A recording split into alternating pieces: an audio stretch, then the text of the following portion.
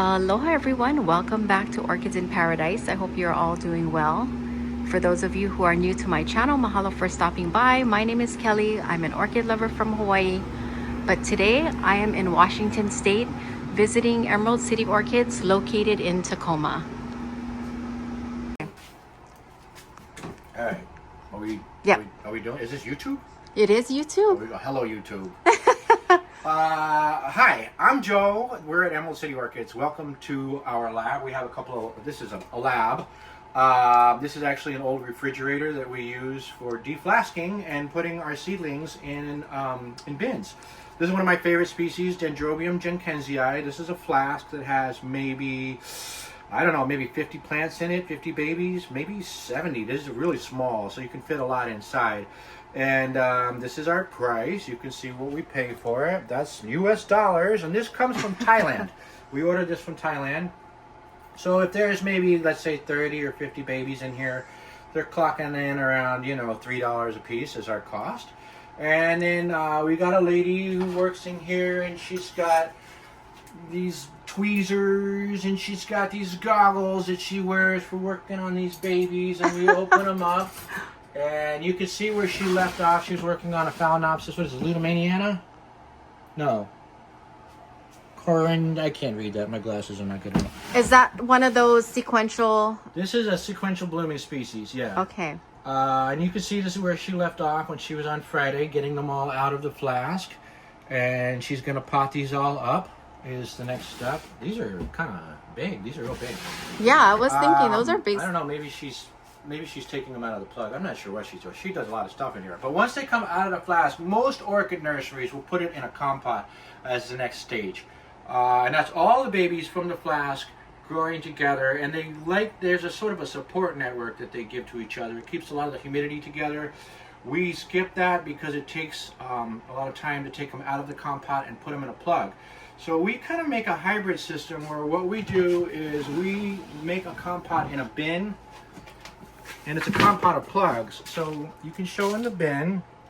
This is Ascocentrum curvifolium. This thing is really cool. This is a little red flowered thing, but you can see there's like some 20 in there. And when you put them in this bin like this, and you put the lid on it, and you look at all the bins in here under lights, we put the babies in here usually 3, 6, sometimes 9 months. And then after that, you can see some of the bins that are on this shelf will have the top is kind of cracked open. We crack the top open like this. Then the next step is we open it halfway so that they're exposed to outside air, and then we take the lid off. And then after they've been like that with the lid off for a week or so, and they're exposed to outside air and all the bacteria and all the stuff that's in the outside air, then we introduce them to the greenhouse. And maybe, I don't know if we're editing this video, but maybe in a minute I'll take you out and show you guys some of these plugs. I'll definitely do editing. I always do, yeah. Yeah, so out there I'll show you kind of like the next step where all the plugs go. Okay, so as they mature, that's when you start to introduce them to more air and... Yeah, because what this does is it seals them, and you can see all of the condensation on there. The humidity in there is super, super high, and we're watering them like every couple of weeks. Some of them only once a month. Because we don't really want to mess with them too much. And we also, when we make these bins up like this, the lady who works in here, once the bin is used, we do a lot of sterilization. So she's bleaching it, and then one of the things she sprays in there is a larvicide, antibacterial stuff, all kind of stuff just to sterilize the bin. So that when we put the lid on it, it really minimizes their exposure to any outside element. And they're getting a nice, steady, diffused light, and the temperature in here is real steady. So it's kind of like it's a baby. We really treat them gentle in here. And then as you expose them to outside air, now they're kind of getting exposed to like the real world. And then when we put them into the greenhouse, then it's Thunderdome, baby. You got to sink or swim. Now you got to live. But doing it this way is a little slower than doing it with a compot. They actually grow a little bit slower. Not much, but it does take us to get to flower a few extra months. Okay. But what it does is it saves us a lot of money and labor. Yeah, it's way easier. If it's in a compot, you have to take it out of the compot and put it in a plug. So if you put it straight from the flask into the plug, and then you do this, you get some of the benefit of the compot by having them sort of in a network of plants in there, because there's all these things that happen in the medium that we don't really know or understand as people. There's like the myceliums in there working, Okay. and the plants are all kind of, you know, regulating humidity for each other, and there's some kind of communication that happens with plants that is not really well understood by science, but for some reason having them all next to each other really does help them. So if you do this and you put them in individual bins, where each plant is in its own little smaller bin, and you replicate this with each plant individually, they still don't do as well as if you put them in this bin all next to each other. They actually do better when they're all next to each other, and I don't know why. I don't know why that is. But we find this method works very, very well, and this is actually a common method used for aeroids. This is really more of a philodendron Anthurium style of propagating seedlings. But yet it works for orchids. Yeah, we decided to apply it to orchids because of skipping the step, the compot step, to reduce the labor cost. So how long have you guys been doing it this way? For a while? At least 2 years. Okay. Yeah. And So a lot of these things that are in these bins, this room was full. It was absolutely full. And then in the greenhouse, I'll show you some oceans of seedlings. Okay. But like you can see, and then when we pot them up, these are the old pots, and these two bins here are getting ready to be sterilized when they go from the plug into a bigger state. So yeah, and then on the wall, you can show the pictures if you like on the wall. These are all of the flasks that had pictures on them. If you see one of these has 2 pictures, that means it's a new hybrid, has never bloomed before. So you don't know what it's going to be. It's going to be a Nobody knows what surprise. it's It's going to be a surprise, The right? only one that knows that one is the Almighty, and He is Yes. So we gotta wait until it blooms, and then once it blooms, we can, if it has a flower, you can register it. You send a picture to the Royal Horticultural Society, and you fill out a little application. You gotta give them some data: who hybridized it, who grew it, what's its name, and all of that stuff. Oh, okay. And that's kind of how we do here. This is the first step. If we're growing the whole pipeline here, this is the first step, because we do it all here. We go all the way. The only thing we don't do is put things in flasks. But if we make our own cross, You send it out. yeah, we have a company we work with in Seattle called Standard Orchid. Oh, and they're okay. very, very good. Anybody watching, if you want to get any flasking work done, I'm going to give a little plug to Standard Orchid in Seattle. Okay. They're very, very good lab guys down there. And they do mostly orchids. They do almost exclusively orchids, although they have done some other plants. I think it's almost all orchids. They did not make this one, but this is a Standard Orchid flask. This is a flask from Standard Orchid, and this is one that didn't come out quite perfect, so they just kind of give it to me as a, say, hey, figure this out. But you can see, a lot of plants in there. A couple are ready to come out. We're going to hold on to this one just a couple more months, let them get a little bigger. But the Standard Orchid ones, when we make a thing, we send it to them, and then it comes back. It's real clean, real nice. Oh, okay. And it's right here in the States. You don't have to send it overseas. Yeah, it's like on my way home. Yeah. Just stop by and drop it off. So that other flask that you were showing me, it looks a lot like the Dendrobium Lindley. How do you say it? Lindley. It used to be Aggregatum. Lindley. Yeah. Lindleyanum. This one. That one. The flowers kind of looks like it. Yeah. Is that? Yeah. There's a whole section of these Dendrobiums, and what's really tricky about these is that they go through a wet season, dry season, Okay. and they bloom going into dry season. Oh. So when this is in flower, you can't water it. Okay. And that messes a lot of people up. And they're like, oh, I got this, but the flower doesn't last very long. It's like, really? It should last for months. Oh. But it's very hard for most people because in those months, you need to water very, very little. Okay. Otherwise, if you start watering, the plant's like, oh no, it's rainy season. I better start making leaves again. So it throws it off. It'll get rid of the flowers. Oh, no wonder. So they Okay. need a dry season. A lot of Dendrobiums, if you can get them cool and dry when they're blooming, a lot of Dendrobiums last a lot longer in a cool, dry state. Okay. So that's It's so hard to remember which orchids like what kind of rest. It's really hard, and then Dendrobium's a perfect example because Dendrobium, if you look on the map of where it exists from Australia all the way out to India and Pakistan. It's going through that whole mess of islands on the map where you're like, what is all this? It's Indonesia, it's the Philippines, it's Papua New Guinea and Borneo and all of those places full of Dendrobiums, and it's all the way up in Japan. So there's 1,600 species covering this huge part of the earth. So it it's like not depends. like how to take care of the Dendrobium, Yeah. right? There's all these different sections. Some of them want to be warm and wet all the time. Some of them need a cold, dry period. Some of them lose all of their leaves, and then the customers call and they're like, They think it's dying. It's dying. And it's like, no, just get some champagne because it's about to flower. You know? So Dendrobium is a really hard one to get like a set of instructions for. Yeah. And I think the only genus that bothers me, I love Dendrobium, but it's sometimes hard for me to wrap my head around them. And the only genus that really like bothers me more than Dendrobium is Bulbophyllum. There's 2,000 of them. See, I think I only have one in my collection. Oh, it's the biggest genus of orchids. It's the second biggest genus. Here he Yoshi? is. This is Yoshi. Hi. This is We're having a Yoshi, little guys. orchid gathering here. Orchids by the lake. Orchids by the lake. Oh, hi. Yoshi Nagamatsu. Yeah. So yeah, if you Can I show you? I know you don't show yourself. Yoshi does not like being prefer. on film. Yeah, I See? don't prefer to. You're like me. Yeah. We both don't. I said, oh, this is going to be an interesting video with he and I because we both don't show ourselves. You'll hear us, Yeah. but you won't see us. I'm in all my videos because I'm just a camera. I don't mind. It doesn't bother me. This is what is this? Lobii or Claptonense? They look the same. This is Claptonense. Okay, let me. Here's a double camera. Two cameras on you. Oh. Yeah, we're both. We're gonna do it? We're both Oh, yeah, gonna we're do a gonna do it, YouTube yeah. video. All right. So we're here So- in the so- Emerald City Orchids. Hello. Hey, everybody. We're on Here's YouTube. Joe, you know that. Yes, yes. Okay. We have a lot of orchid people in the house today. This is really great. I'm very excited. Love it. Absolutely love it when people with other orchid nurseries come to visit us here. It's really great to sort of exchange, we're exchanging information, exchanging plants, getting to know each other, making friends. We're here in the Bulbophyllum section here, and there's a lot kind of going on, but we have a lot of these. These things all come from Southeast Asia, this type. You find this in Indonesia.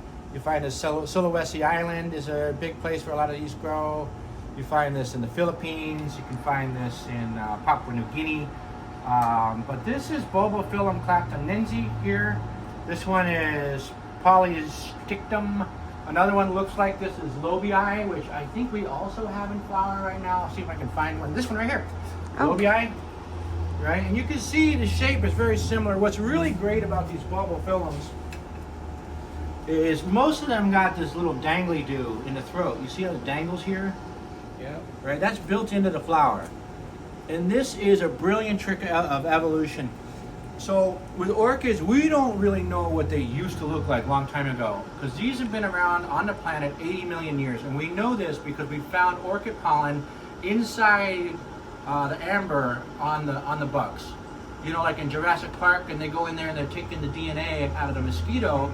They've also found other types of bugs stuck in that same thing with the orchid pollen on its back, right? Oh. And so they know from the look of the orchid pollen that it's there, but there's not a lot of fossilized leaves or flowers or anything that shows us what orchids used to look like. So paleobotanists have a really hard time kind of getting to the bottom of it.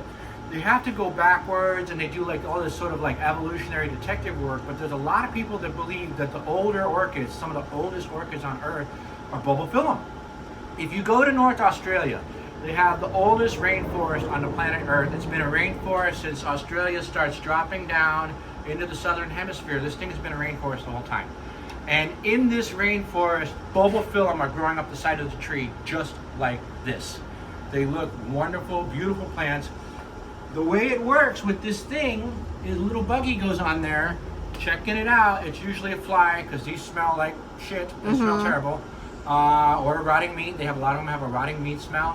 One of them in here smells exactly like rotting shrimp. I know because I used to work in a Japanese restaurant in high school and I had to peel like 1,000 shrimp a shift to make all that tempura shrimp. We had to peel all those, and the bucket of shrimp tails smells just like one of these Bulbophyllums.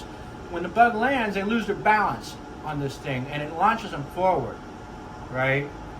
And when they launch forward, they go whoop-bump, and the pollen gets stuck like on the back of their head, like like when you get an itch back here and you can't reach your itch, right? You're trying to get that itch. That's where it goes.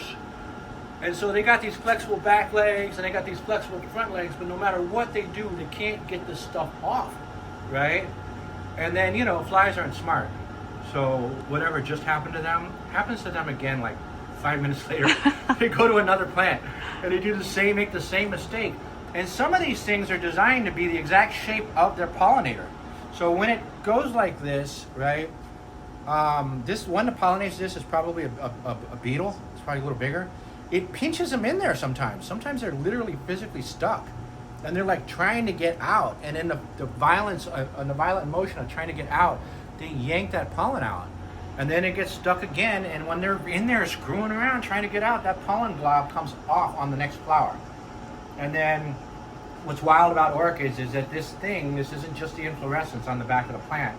It's the ovary. It'll swell up into a seed pod that got 250,000 seeds, and it cracks open, and all these little orchid babies go flying out into the wind. And that's how they get into the jungles, up into the trees and stuff, is that the baby, it's not like a seed, it's the whole plant. Basically a little corn goes flying through the air, and it lands up in a tree, and then it takes like 5 to 7 years to get big enough to start flowering on its own. And then, the generations continue and it repeats. This orchid is the second largest genus of plant in the world.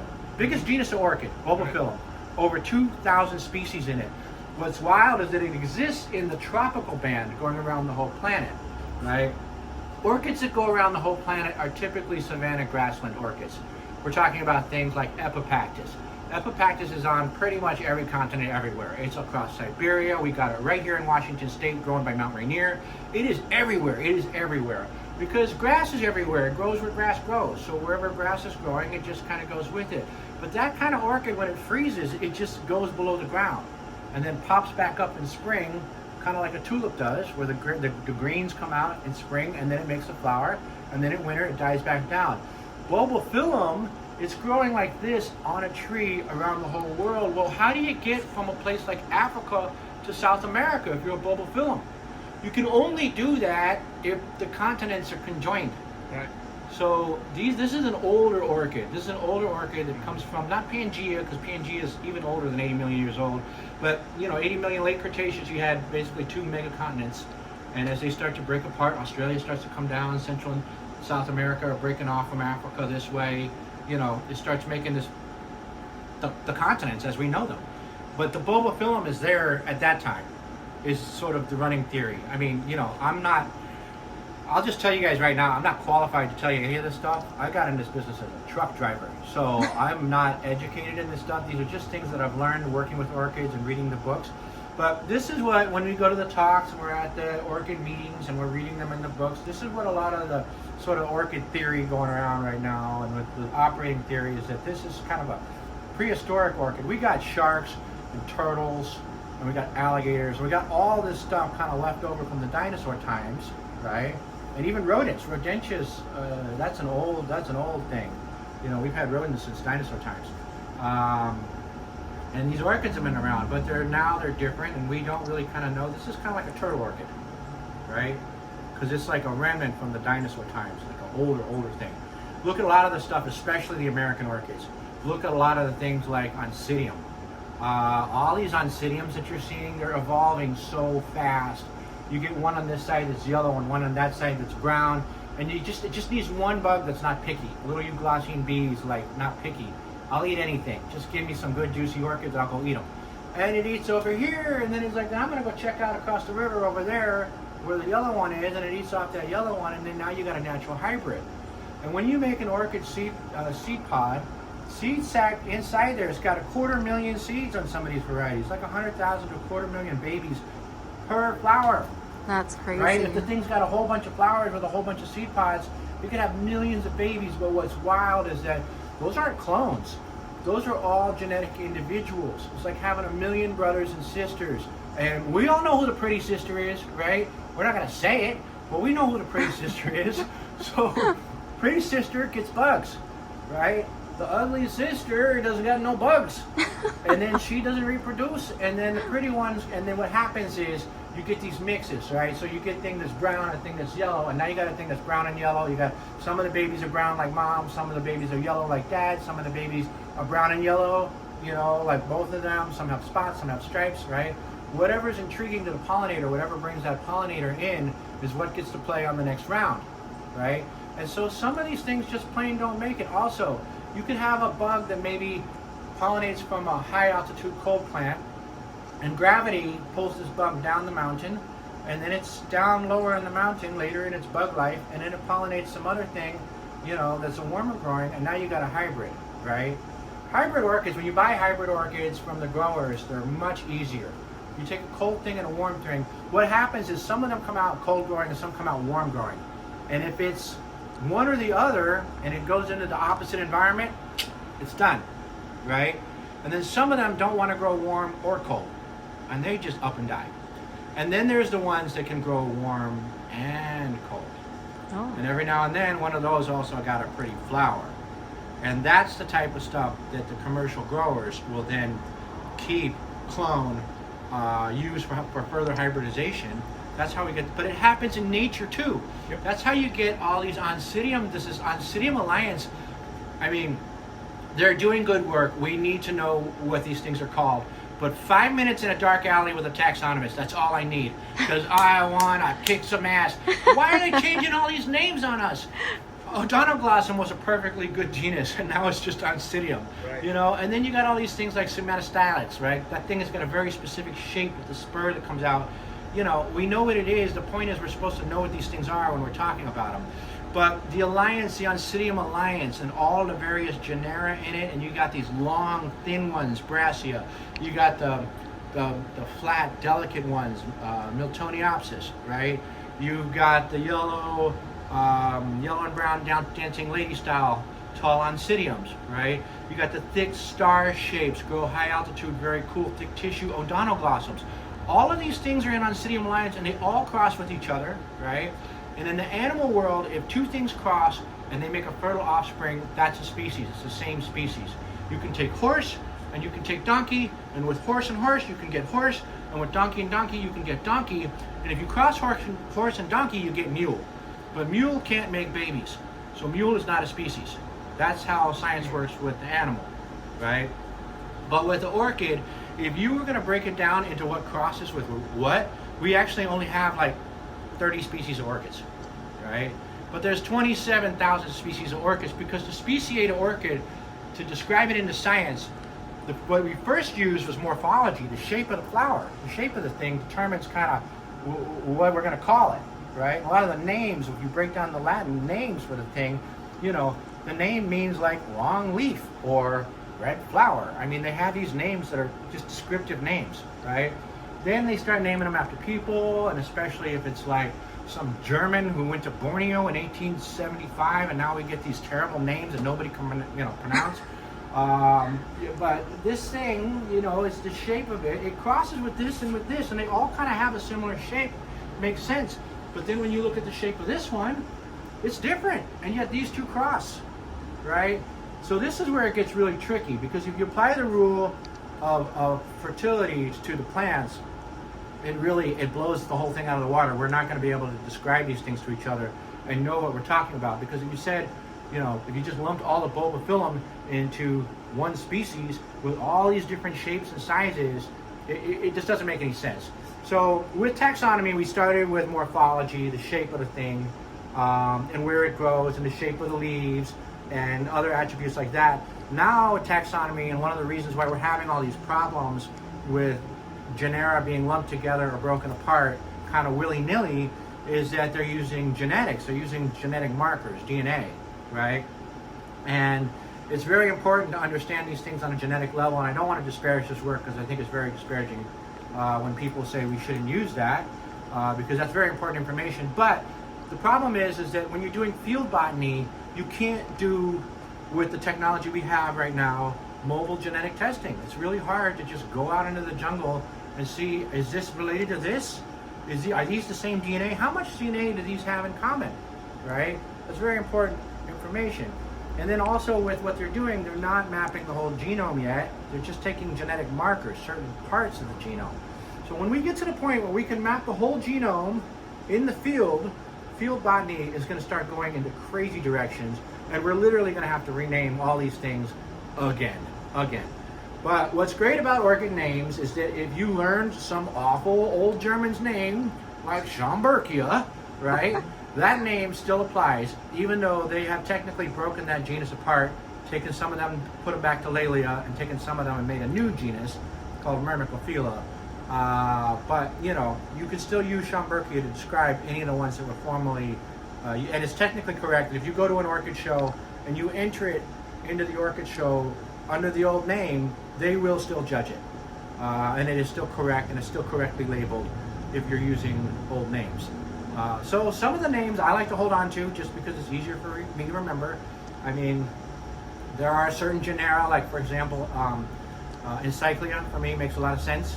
You got this big fat pseudobulb and a rigid leaf, and then it blooms out the top and it makes a little flower up there.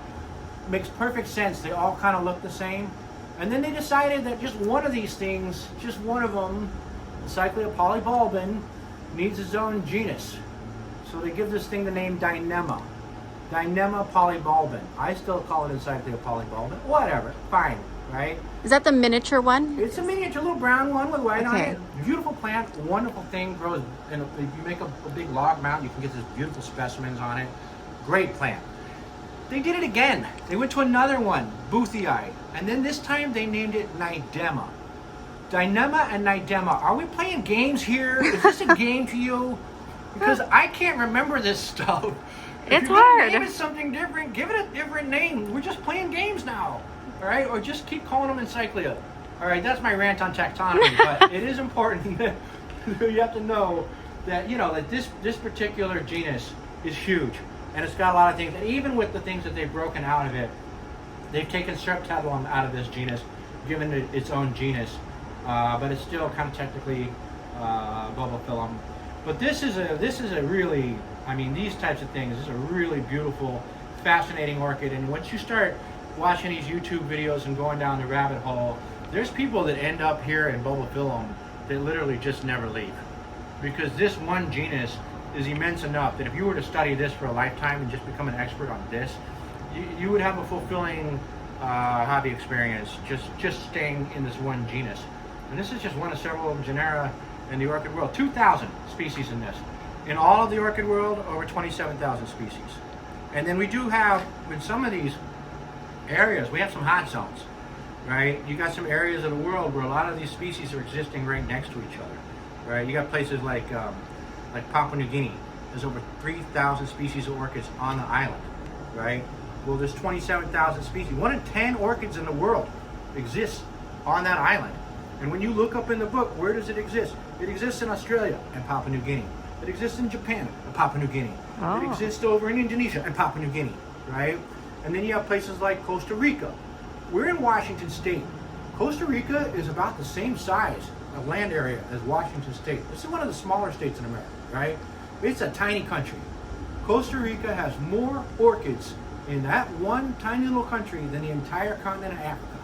Oh. So it is a hot zone for orchids, right? So some of these areas, we got to protect those too. If we, you know, if you're into environmentalism, there's some of these biodiverse zones.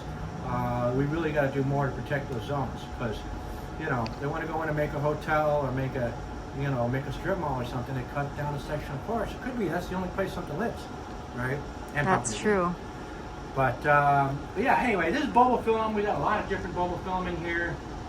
Some of them are blooming. We tend to put the things that are blooming kind of up by the front.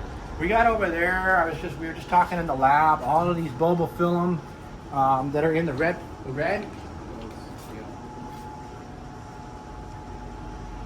This section down here, these are all Bulbophyllum seedlings that came out of that lab room that we were just in. Depending upon how the video's edited, I guess. But that room back there. I think that's gonna be under Kelly's video. Yeah. Because I missed the whole. Yeah. You just got here, but. By the way, we are here with Kelly from Orchids in Paradise. Yeah, if you guys are watching this video from the other video, we Yeah, have it's Orchids gonna be by a the Lake full on this video. camera, and we got Orchids in Paradise on that camera. But yeah, we got 2 other orchid nurseries in here. But then, you know, here's Bulbophyllum lilianum. We got Bulbophyllum undulatum. There's some different species in here. Longissimum. Longissimum's great. That's one that makes this really long flower. That's why it's called longissimum. It's cool. Only a few Bulbophyllums that do that. But these all came out of that program in there. Our lab lady. I gotta stop calling her the lab lady. She's actually getting promoted to our lab stuff, but she can be. If you guys are, well, hell, I'll tell you on that video, we are starting a new facility to support this place. We do all of our sales here, but we're starting a new growing area. We got a new greenhouse, and she's going to be operating that. So she made all of these come out of the flask and potted them all up into these things, and they went in those bins and they stayed there for a while, and now they're strong enough to be in this greenhouse. And we're doing well. Looks like this one died, but all the other ones are still alive. Our failure rate when we do it this way is super low. We usually lose less than 3%. It's super low. Some of them we don't lose a single plant. So this is the way we're kind of doing things now. But yeah, these Bulbophyllums, they start here, and then most of this stuff from here to bloom is probably going to be another 2 years. Take a couple years to get there. That long, huh? Yeah, that seems I pretty mean, short.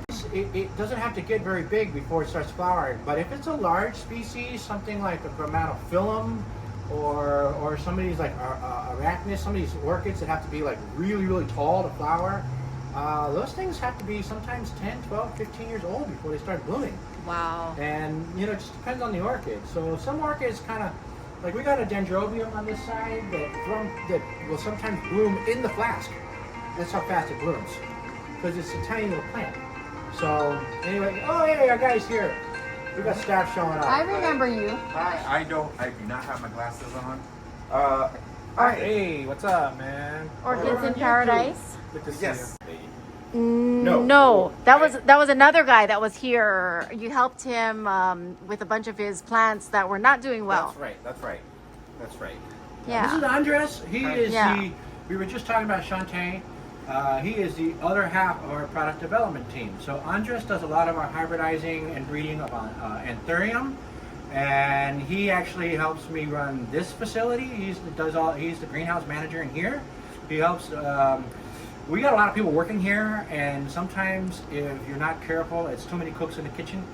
So really, when it comes to decisions in this greenhouse, it's just the two of us make all the decisions: where plants go, how often we water, what goes up in a basket, what goes down on a bench, where it goes in here, when we move it, you know, and we're always kind of talking, even when one of us has kind of got the day off, just to keep each other updated. Hey, I'm watering a lot, I'm watering a little. Because to run a greenhouse like this, I used to do it by myself, and this greenhouse plus our little one out back, I learned is too much for one person, for me. So in here and out there, you really got to have a co-pilot. So we fly this one, and then we have another person down south that's going to be doing that one. And this greenhouse is undergoing a lot of changes right now. This company is doing a lot of changes because we added this new facility. If we have extras of it in here, we're kind of taking them out. We're making more room. We're trying to make more space for displays so that like things that come in here look pretty and not just like a pile of plants, because sometimes you come in here, it's a little chaotic, right? It's a little. But yeah, Andres does really good work in here, and he knows just about every plant that's in this nursery now. But everybody who works here is real good. We started with a crew of people who are experts in different types of plants, and none of them were experts in orchids. So now they're all experts in at least two types of plants, whatever they came here being an expert in, and then their orchids. And Nice. I'd have to say, just in the last couple of years of you being here, your knowledge level has just gone through the roof. So if you got any questions and you come in here and you talk to this guy, you're going to get a real good answer. I remember from day one there. Yeah. So, yeah. In fact, if you guys want to see kind of the next step or sort of the in-between step in our whole lab process, we should go out to the back where we have an area that's not open to the public. Behind the scenes. Also, since he's here, we need to open up. All the roofs are closed. Okay. I'll save my questions for later. Okay. Yeah, it's just getting hot in here. It was cold this morning, so I closed the roof. So come on back. So at Emerald City Orchids, this is an old facility. If you're actually standing on the imprint of when it was built, Bill Brown, 1946. That's when this greenhouse was built. Right. So this is an old facility. This is not the kind of thing that serious orchid growers use anymore. A real commercial operation cannot produce the highest quality orchids start to finish in a facility like this anymore. Just because a greenhouse is not ultimate control. It only shields you from the outside world. In winter, we have these steam pipes, and there's some that go below the benches, right? And they're run on a boiler that heats with natural gas. The cost to heat this facility is somewhere around $10,000 every winter. So it's very, very expensive to keep this place warm. If you look at the roof, it's corrugated plastic, which is not the best for insulation. So you have to spend more on heating to keep it warm. And we are looking at maybe taking this roof off and putting a more like a double plastic insulating roof on. That's a project that would cost a considerable amount of money, and we'd have to see would it save us money on the power. And then we can open and close the roof in some other areas to get it cooler in here. We're in the Pacific Northwest. It does not get terribly hot in here. But that said, it was 90 degrees here yesterday, and we do not have any cooling system in this greenhouse. There is no mechanical cooling in this greenhouse. No swamp cooler, no air conditioners, nothing to make this place cool except for water and fans. And just using water, we can drop the temperature in here about 20 degrees what it is outside during the heat wave. So when it was about 90 yesterday, we were able to get it down to about 75, 80 in here. There were some parts we couldn't get much cooler than 85 over on the warm side. Come with me. You'll see that also as we're walking, you'll see it's going to start getting brighter because we have a building that makes a shadow adjacent to the greenhouse. So the farther we go down the greenhouse, the brighter and warmer it is, and also the brighter and warmer the climate needed for the plant. So that's why when you start in this greenhouse on that end, you're looking at things like collagenase, which is like cool and wet, and you're looking at things like certain types of, all the chlorophthalates are in this greenhouse. Then halfway down you start getting into maxillarias, and then now we're getting to the other end, we're starting to reach Vanda Alliance plants. These are brighter, warmer growing things. Cattleya Alliance plants. These are brighter, warmer growing things. This is one of my favorite plants in the whole nursery. This is Neolochia pulchella. Makes a brilliant little purple flower. It blooms almost on a clock every year in November. This thing blooms. It is a wonderful, believe it or not, this tiny little thing, Cattleya Alliance. This is in the Cattleya family. And it makes this tiny, tiny little flower. But it can cross with Cattleya. So this is a really fun thing. And it's on a log. And then we got them here, you know, we got little ones. If you want to get one of these things, they're 35 bucks for this one. And then if you want to buy this one, you're going to pay the staff for 2 weeks. So, and it's a big staff here. That means buy this one. You know, actually it means don't buy this one. This is one of my favorite ones in the nursery. We were having a conversation before. He's opening the roof. I don't know if you guys can hear that on the video, but we have a manual chain that you pull to, it moves the winch, raises the roof. Most greenhouses nowadays, they either have a button or it's automatic. So this one's kind of related to, what's that called? Laelia with this kind of shape, but yeah, this is a lot of Laelias will grow like this. I mean, this is typical Cattleya growth, right? Rhizome, pseudobulb, rhizome, pseudobulb, rhizome, pseudobulb. And then what's great about this thing is you can't really tell looking at it, but all of the new ones, because it'll make on the end of each of these chains 4 or 5 of these a year, and all the new ones bloom. So all over this thing, you'll get this sort of like this glittering of these little sort of fuchsia flowers. Are they fragrant? I don't know, they might be, but I haven't noticed it. I've never really smelled it. That's not why I enjoy it. But yeah, we were talking off camera earlier about kind of the difference conceptually between a collection and an inventory. Mm-hmm. And a collection you don't sell. And you have that for your personal enjoyment. And I do personally enjoy orchids, but we don't have a collection here. It's all inventory.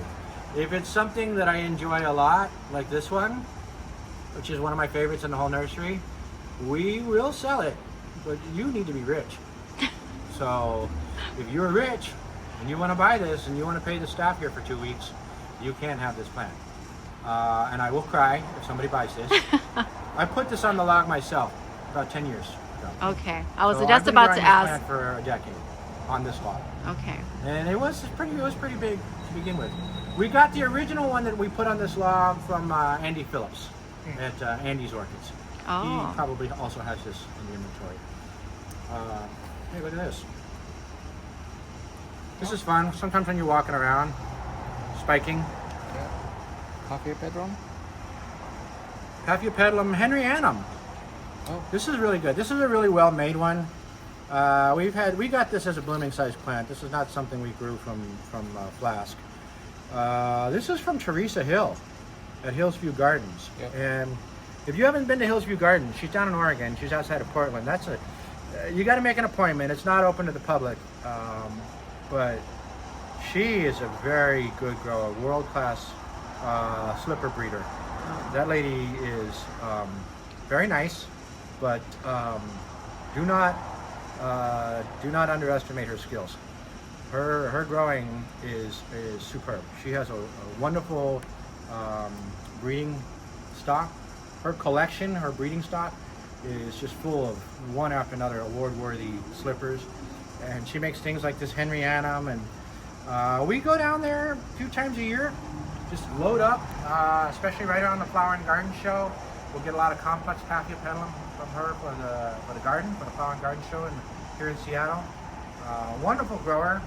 We really recommend supporting that business too if you're into orchids and you want to find somebody who can grow excellent slippers, good species, wild collection of them. She's a good one to go to. Come on out back. I'll show you guys a secret area we don't show to the public. Watch your step. There's a turtle tank here. Well, we're gonna get the behind the scenes. Oh. Look at Emerald City Orchids. This greenhouse is, we call this the Ox House. This is our auxiliary house. It's 14 by 24, so we're not really packing a whole lot of square footage in here. But because it's smaller and it's got this hoop house air pocket insulation here, and it's got an absolutely massive heater in here, that this greenhouse is actually a lot easier to kind of keep at a higher temperature through the winter. So we're able to baby the plants in here. Yeah, it's warm You'll in here. notice on the side that I'm standing on, it is a lot of these orchid babies. So I was saying, if it's not quite ready for the big greenhouse, we'll park it in here for a little bit. Sometimes an extra few months in here really makes the difference between whether or not it succeeds in the other greenhouse. And then the other half of this greenhouse, which is a veritable jungle, is more or less Andres' playground. We do a lot of product development in here. He has hybrids of aeroids that we've made. We have some hybrids. We are, I think, maybe the first people to make. I don't know. There's also all kind of. Show them what you got here. So the first one. So we have some of these, which is a hybrid between you and my own personal plant. Yeah. From the stores, which is a Fairchild Noid from Enid and Dresslerii from here. Oh, that's from Enid? Yeah. Oh, Enid Olfalater. I can't say her name. She's a brilliant grower in Florida of aeroids, and if you don't follow her online, she's definitely one you should check out if you like aeroids. Enid's a brilliant grower. I met her once, very nice lady. But we do have one mix of pedatum and one of these other guys over here. There's only one seed that survived. It's currently at my house in the grow tent. But to be able to see a pedatum and one of the other Anthuriums, more velvety Anthuriums, it's pretty interesting to see. You'll see also in here all kind of, there's philodendrons. There's also some really wild stuff in here. The corpse flower, this is it. Amorphophallus titanum, this is it. We have titanum in here, and this is one leaf. This isn't the whole plant. So when this dies, you pull it out, and the next leaf comes out of the corm. Oh, I see. So that's the next leaf. I know But we nothing do have about larger corms. Yeah, there's a larger one, and this one we actually can't sell. It's from a place we can't talk about because we have an NDA. But that is a plant that was more or less donated to us to care for, and we are contractually obliged to continue caring for it ad infinitum. But these are ones that we've been growing from seedlings, and when they're big enough, we will sell them. We want a corpse flower to bloom here because when it does, the news comes and we get a line out the door. Oh, yes. People who want to see it. From now until when it blooms, we're looking at maybe 5 years if it's fast. And there's other Amorphophallus in here. We have other species. There's some different ones. Really fun plants to grow. They look really, really beautiful until the leaf dies. And then you got to wait for the new leaf to come out. And then it looks beautiful again. And you'll go through a few hundred leaves as that corm grows before you get to the point where the leaf is big enough that it'll make the actual corpse flower. At that point, the plant is usually something like 10 feet tall. So it's got to go... I've seen it in person at Foster Botanical Gardens. There's a Foster Botanical Gardens on Oahu. Yeah. And I just missed the bloom last year. It was closing. Yeah. I mean, I still got to experience it, but the good thing was I missed the smell. I didn't get to smell it. The smell is outrageous. It Yeah. smells like somebody bought just a whole pile of steak and left it on the sidewalk in the middle of summer. And then you come back a week later. Is that the Jason Fisher made a video for you? He did. Big one? Yes, that's the one. And he actually showed how to pollinate it. Like he cut a hole on the side and You gotta go in there. Yes. It's weird. I was, way back when, and I think it was 2000, 1999 or 2000, somewhere way back then, the University of Washington at their biology department, Doug Ewing was the administrator at the time, and he flowered one. Oh. And he sent the pollen to Florida, where a university there had one flowering, and they sent the pollen to him, and they tried to cross them. And the Oh. one at the University of Washington did not take, but the one in Florida did. Oh. And it's my understanding is that all of the commercial, most of the commercial production of that plant comes from that crossing. Oh. Because that was some 25 years ago that happened, and it took a while for the plant to disseminate around the world to all the people in a commercial setting. It took a while to figure out how to pollinate it too. But that crossing was one of the first. And then now, as you know, you see them around, you see them in different places. They just had one bloom in the spheres, Amazon spheres here, probably, when was that, like 2019, I think it was? Or was it, no, it's more recent, it's a couple years ago. Well, yeah, when they bloom, people go out for, stand in line, go look at the thing, and it smells truly, truly awful. And it's overwhelming when you go in there. And if I'm not mistaken, I think it's the biggest flower in the whole world. Yeah, it's impressive. Like 4 feet tall. Yeah. Yeah, I think it's the biggest flower in the world. And it only stays open for like what, 24, 48 It's hours? It's a couple days. Less than a Yeah. week. It opens and then it dies in just a few days. And it only blooms once every few years. Yes, yeah. It makes the news back home whenever it's about to It always bloom. makes the news. That's why I want to see if we can have one bloom here, because I figure if it bloomed here, we could. You'd get a bunch of people to come news over. Would come and a bunch of people would come down. It'd be really good publicity, and we get, Definitely. We get a lot of customers from YouTube videos. Thank you. But I feel like if the news came down here, we could be on CNN. Oh yeah. Like that's how big a deal it is. Because it's And rare. And the only way you get on CNN that's, if you want any scruples, is to have one of those things bloom, Yeah. or you gotta win the lottery or something, right? Otherwise, you gotta do something bad. That's true. So yeah, and then the lady who is our former lab manager, now production facility manager, she's kind of in charge of this house. She's also a huge begonia nut, and we have kind of her sort of begonia playground is in here, and all of this is actually getting ready to move. We're going to move this to the other facility. There's a lot of begonias in here. These things are wonderful. This is a fun little plant. Has this green leaf with this purple fuzz on it. And these are beautiful, wonderful plants to grow, but do not let the leaves stay wet. We learned that one the hard way. That's why it's up on a basket right in the draft of the fan. You guys got these on the islands? You got this one on the islands? Oh yes. A little touch me not, mimosa. I used to love those when I was a kid. Yeah, these are, anybody who grows up in a tropical area around the Pacific, especially down in Mexico and Hawaii and Australia, they got this thing out there, and the kids all remember going out and touching them because they close up. Sensitive plants, mimosa pudica. And the reason they do that is so that if you're an animal and you come through the forest and you step on it or brush against it, the plant closes up to take a lot less space to avoid damage. Also, if you're the type of thing that likes to eat leaves, you come over, you start munching on the leaves all close up and tuck down. And it tucks down because all along the stem, it's got these real nasty little thorns. And if you happen to prick yourself with that thorn, it's going to itch for 3 days. It's not a fun thing. Especially if you don't get the tip out.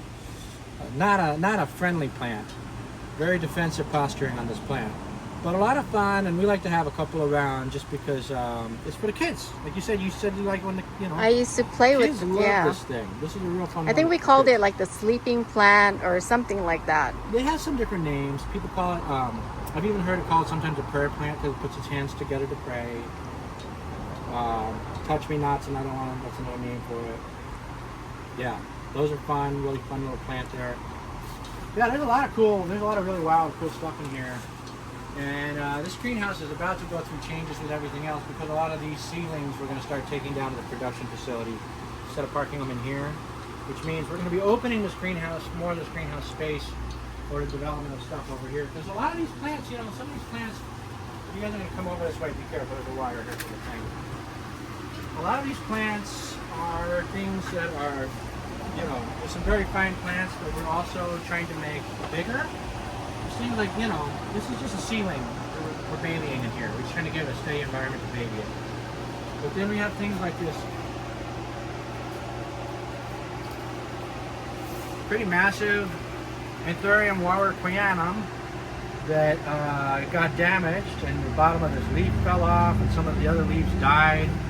And it's coming back. It's got a new leaf forming on this side. It's doing pretty good.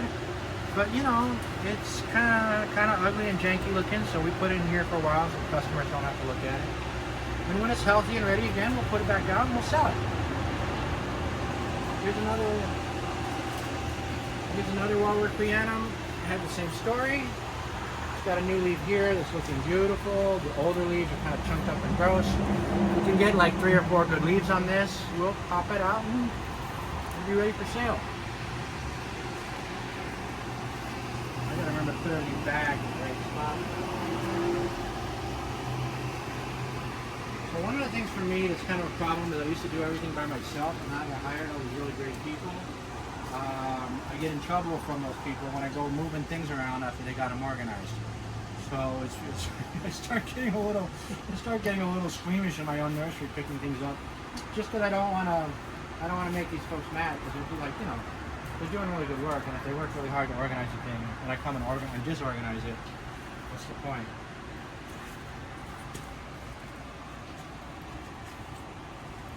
Variegated Florida Beauty. I'm not really a big aroid guy, but I do like stuff like this. This is for me a really nice plant. I like the shape of the leaf. I like these leaves that make different shapes. Yeah. I think one of my favorite ones that I'm just still not quite over it yet is Anthurium pedatum, which he was talking about in there. I like it so much that he made a hybrid of it for me. But that one has these really cool leaves that make these fingers on it. And I just kind of like the texture that goes with it. Here's more of these Amorphophallus here. Here's an absolutely immense warwickwianum. This one's not for sale because this is part of we have a customer that this is theirs. A very nice young person comes in here with their mother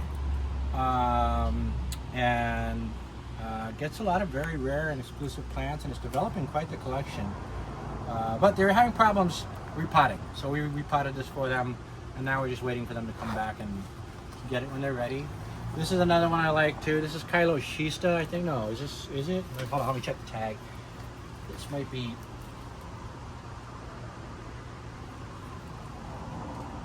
Polyschistum. Polyschistum. I like this thing because again, it makes these fingered leaves. This is actually an Anthurium. Oh. Yeah, it's kind of weird. Oh, I like to joke when people come in here like, don't tell the cops we have this one. Because it looks like a different plant that we're not going to mention on YouTube. It might be family friendly. But yeah, this is an Anthurium. You cannot, it will not make you feel any different than you did when you woke up. Unless you enjoy looking at plants. But yeah, that thing is cool. This is a really neat thing. We got this out of Ecuador. This is a plant that showed up and immediately all the leaves fell off. I'm like, bro, what the hell did you get?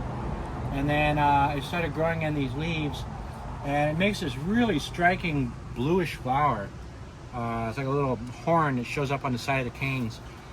Again, it's not like the thing that I'm naturally into, but it's just being so weird. It's a really fun plant. You know, Frederick Stolii makes a spiral leaf.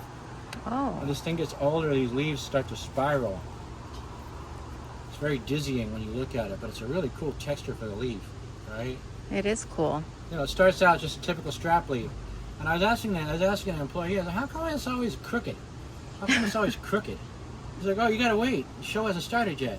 And it's because it grows faster on one side of the leaf than it does on the other side. Oh.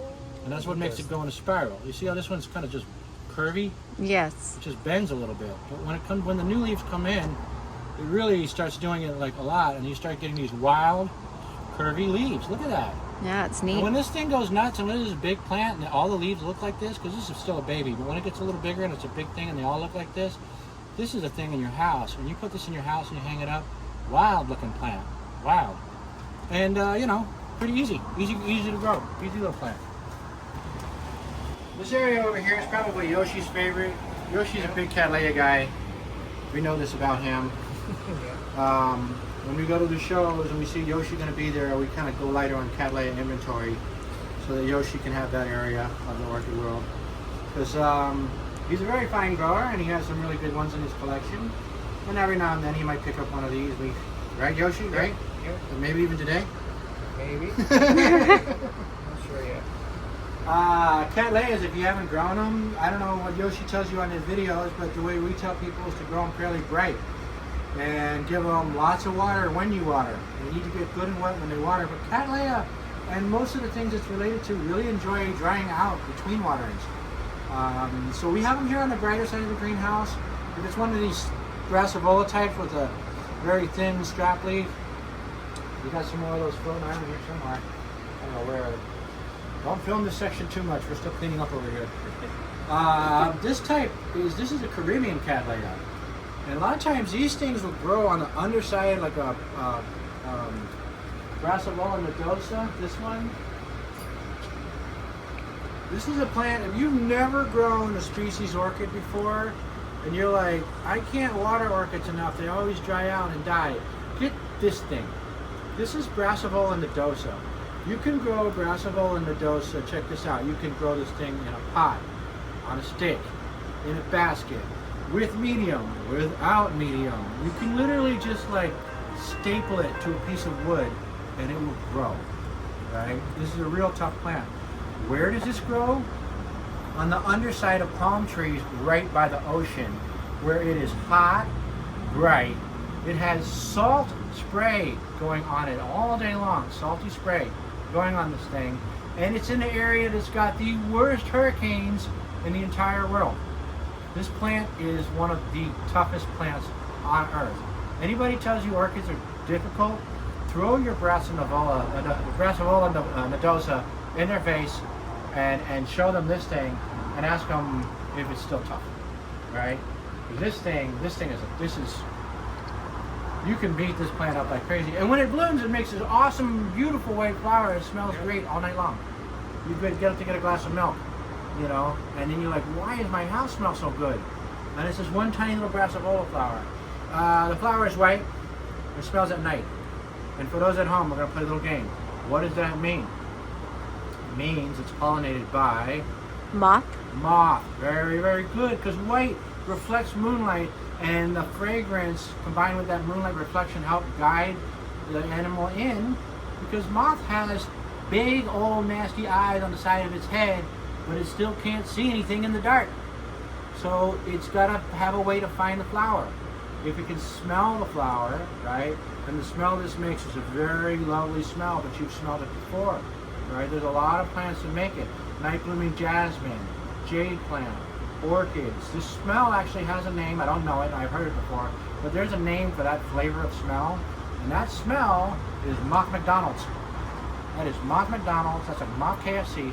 If you ever go down the street and you can smell fried chicken from like 5 miles down the road and it starts making you feel hungry, right? That sensation is what happens to the moth when they smell this fragrance, right? Moths have been on this planet for over 100 million years.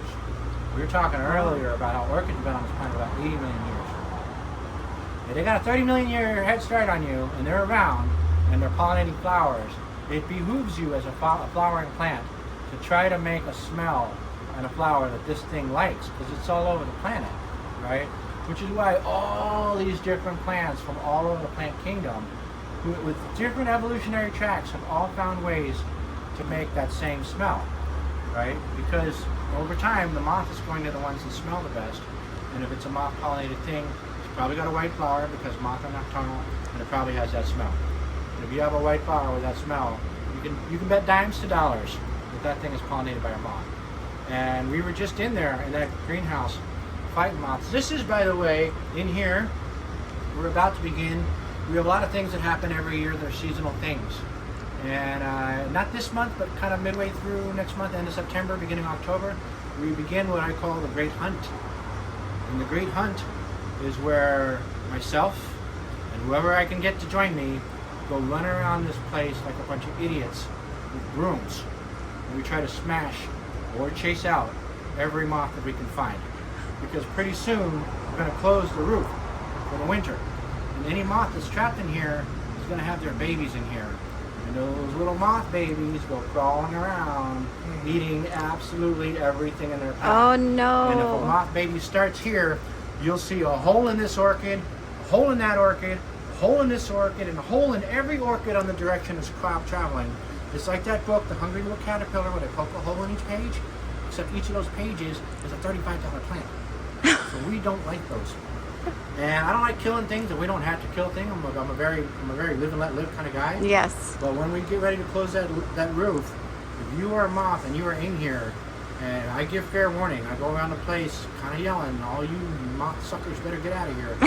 And if they don't leave, they get the wrong end of the broom. And we're aggressive. I'll get up on a ladder. They like to go up and tuck themselves up under the beams on the roof, and they like to go under the table and hide. And they like to go up under the leaf and hide, you know. And then we will hunt them. If you're a moth and you're in here, we will hunt you down. We will hunt you down. So yeah, don't be a moth in here in October. Don't be a moth in here. This thing's got, look, it's got new leaves. We're not doing any of this. This plant is just reading the thing that it's on and deciding where to put the leaves. Or the roots, I mean, sorry. It's growing this way, right? But it's like, hey, I know all of the stuff's behind me because this thing is used to growing out under a palm tree, right? So it's sending the roots backwards in time. The roots are all on the back of this plant, right? Coming out this side, right? This root's still alive because roots in the orchid world, you know, orchids are different. Roots do the thing that roots do with all the other plants, and that is get water. That's root work. Get water. But roots also, you buy these orchids and you see them in the video and they're just going everywhere. Because roots get water, but roots also act like antenna. They tell the orchid, where's the sunshine? Where's the water come from? Is there more wood? Which way does the wind blow? What's the barometric pressure out there? You know, it tells the plant all these things. So this thing is just trying to figure out how much space have I got to work with. Sending these roots around the basket. This root here, this part is like, is there anything in front of me I can grab onto? Is there more palm tree out here? If there's nothing out here, next root's going to go backwards. Oh. So this plant, it's trying to figure out where it's going. And then, and then we worked real hard potting this, right? This is one of those things where, like, working on orchids is hard.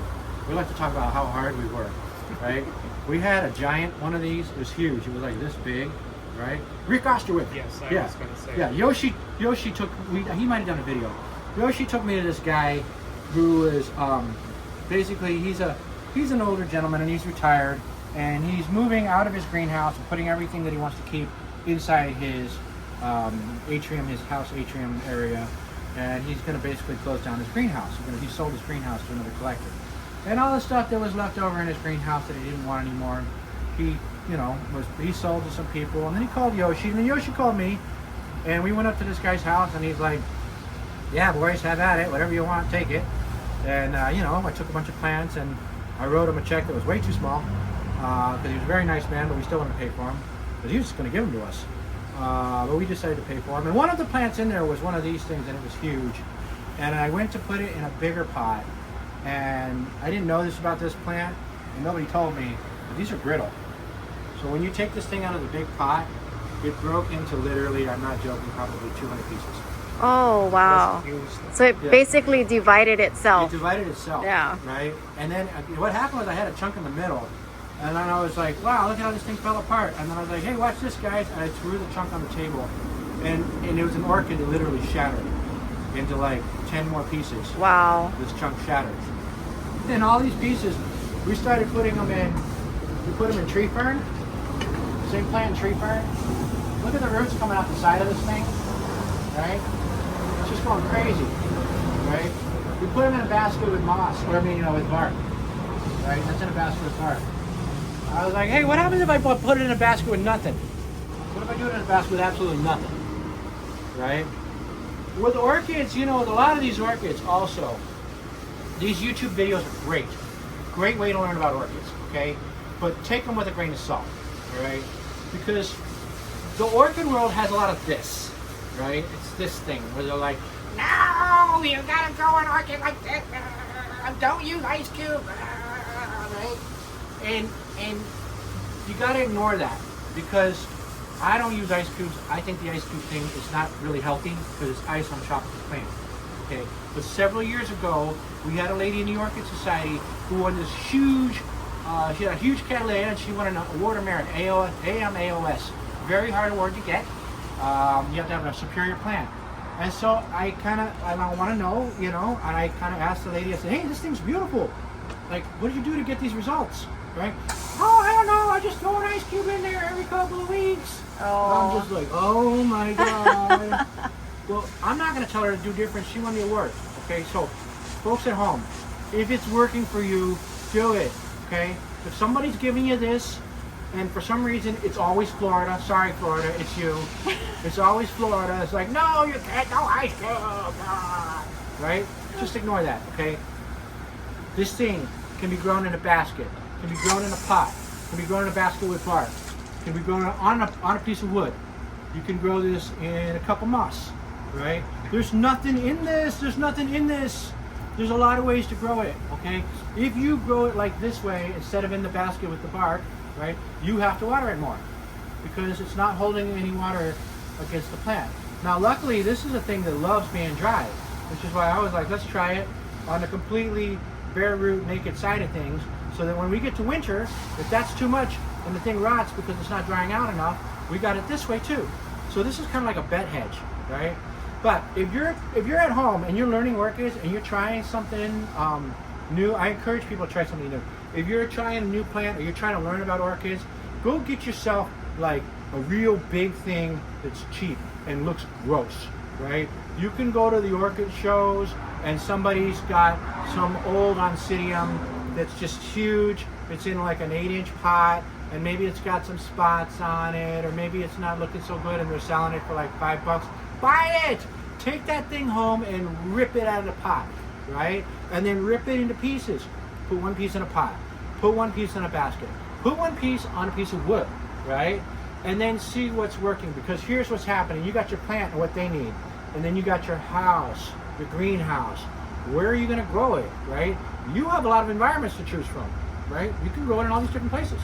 And then the crucial one, you as the grower. What kind of person are you? Right?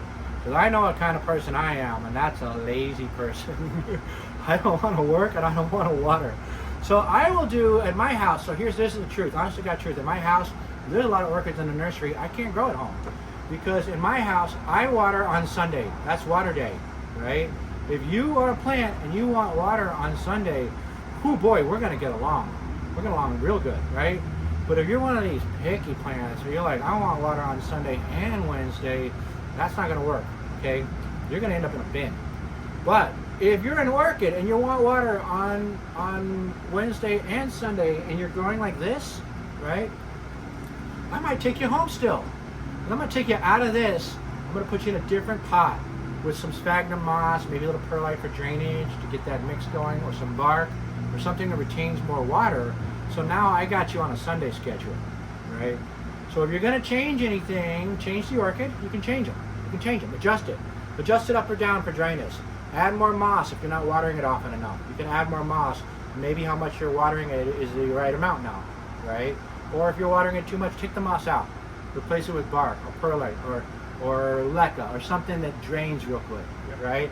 And then that way you can water it more often because you're the type of person that likes to water more often. Whatever you do, don't change yourself, right? You're not going to do it. You're going to have to go to therapy. You're going to have to do the work to become a Wednesday waterer. It's not going to happen. If you're like me and you water Sunday, you're always going to be a Sunday watering person. Don't hurt yourself by trying to be something you're not, okay? Accept yourself for who you are. Change the orchid. Make the orchid grow. Oh, look, they're growing it like this. This must be the correct way to grow it, okay? You just used a dirty word. Correct is not a word. We don't use that word, all right? If the plant is growing new leaves and it looks healthy, and if it makes a flower, correct. If it's not doing those things, incorrect. Everything else is up for negotiation, all right? So I want you guys, especially, you know, the folks that are trying to learn growing orchids from these YouTube videos, to experiment and also be forgiving with yourself and pick things like this that are tough plants that you can try different ways.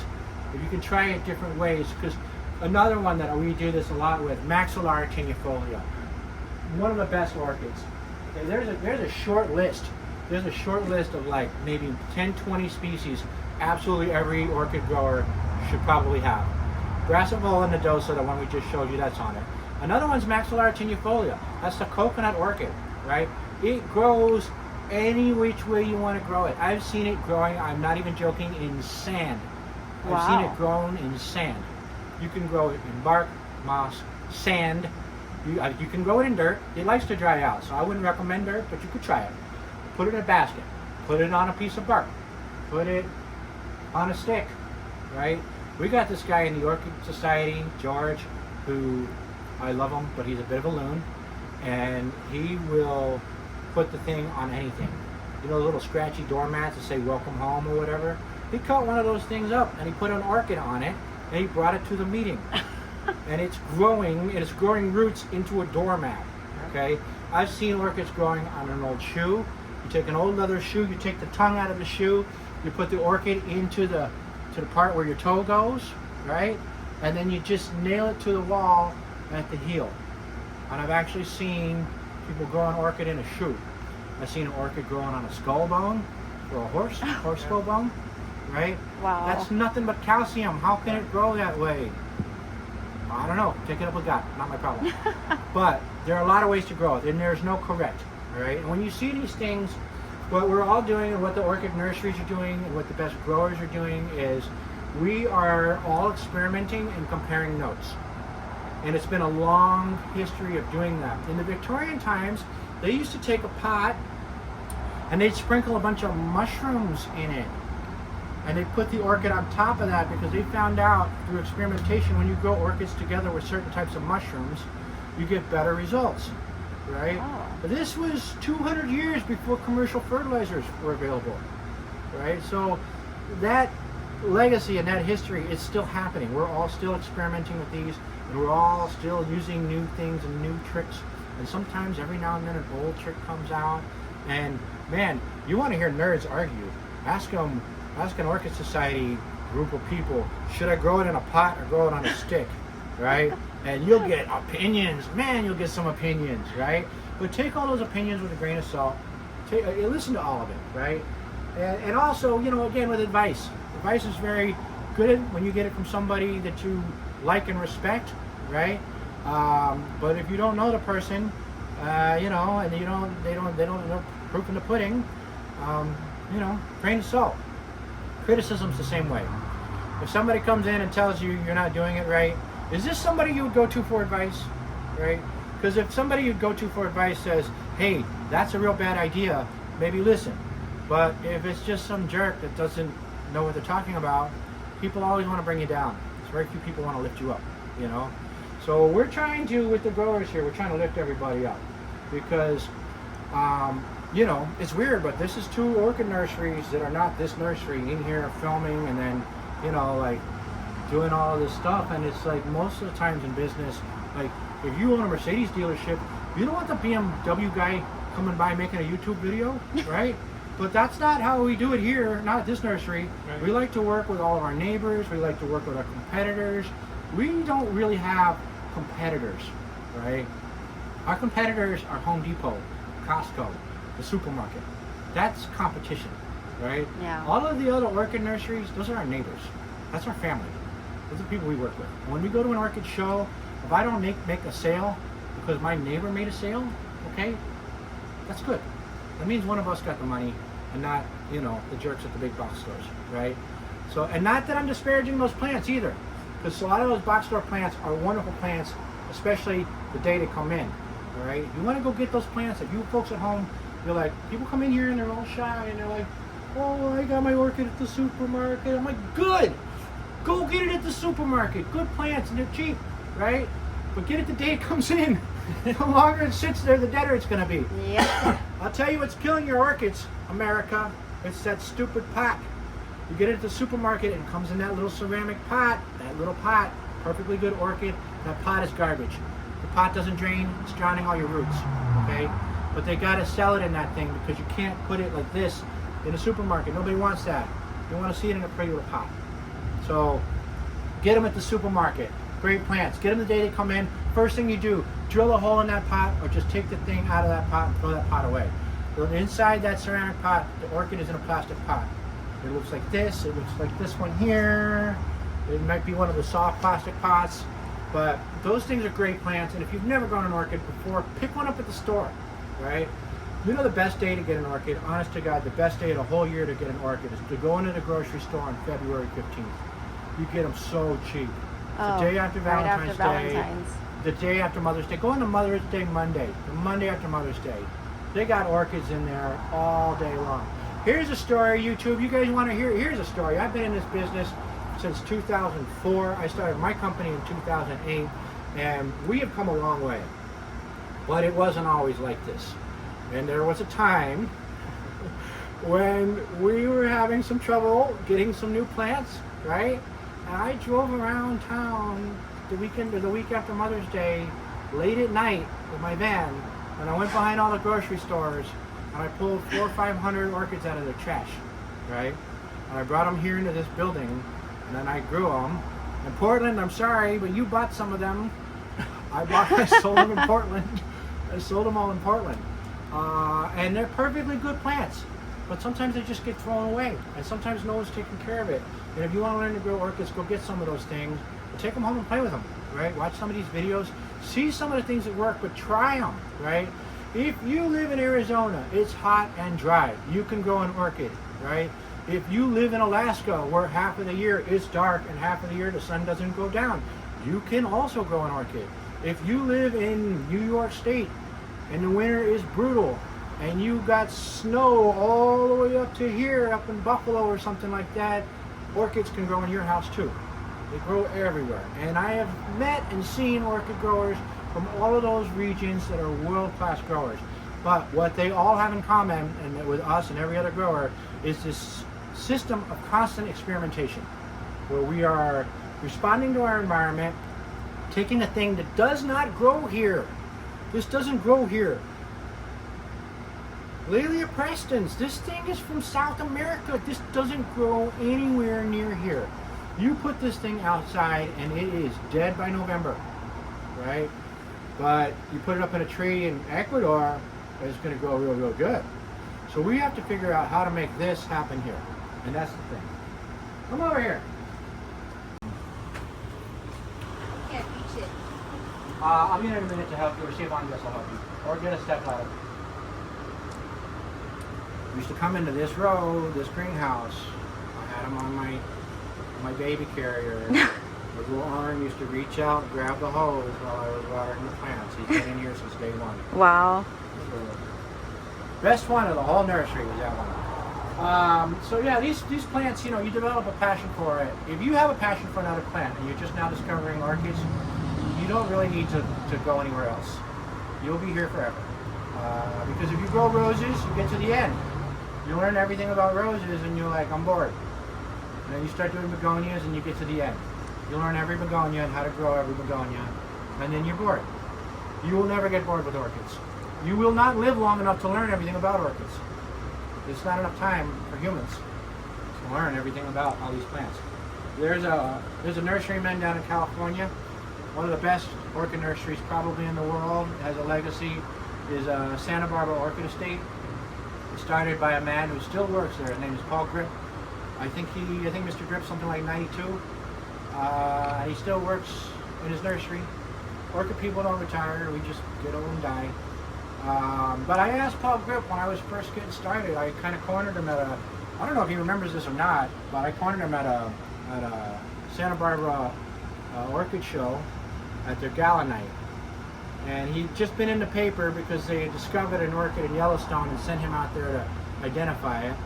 And I went running after him, Mr. Grip, Mr. Grip! And he was like, what is this? And I asked him, I said, you ever get bored of orchids? Do you ever get bored? And his face lit up. No. And some days I still feel like a beginner. And that's why orchids are magic.